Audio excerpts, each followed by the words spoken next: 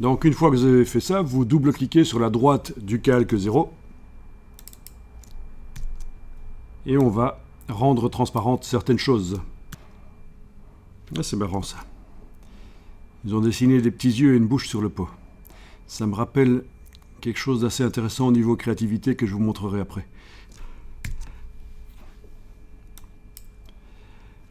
Quoi qu'il en soit, comparaison sur bleu.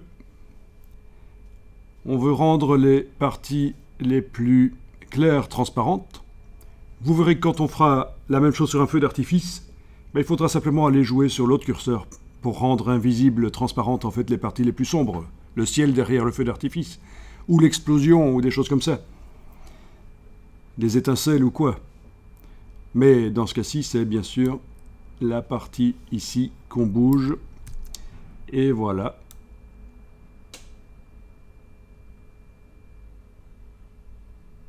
Donc je vais zoomer. Comme prévu, c'est pas facile du tout parce qu'il y a des feuilles qui sont claires.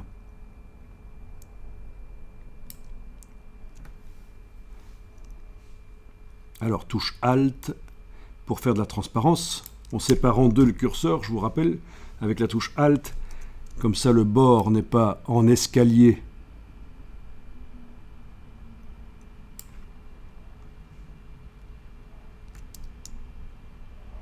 Bon, avec un certain réglage, je suis quand même arrivé, mais pas sur la gauche, là.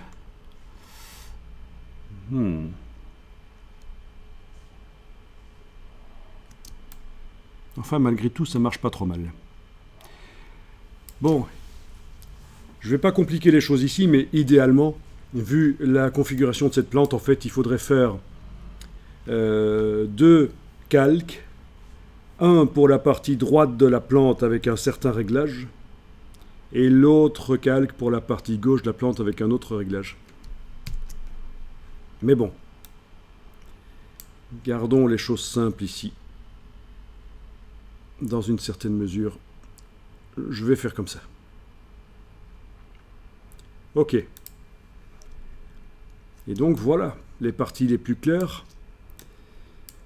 sont transparentes sur le calque. Et bien sûr, je ne l'ai pas dit précédemment, mais vous l'avez remarqué, les pixels ne sont pas réellement effacés.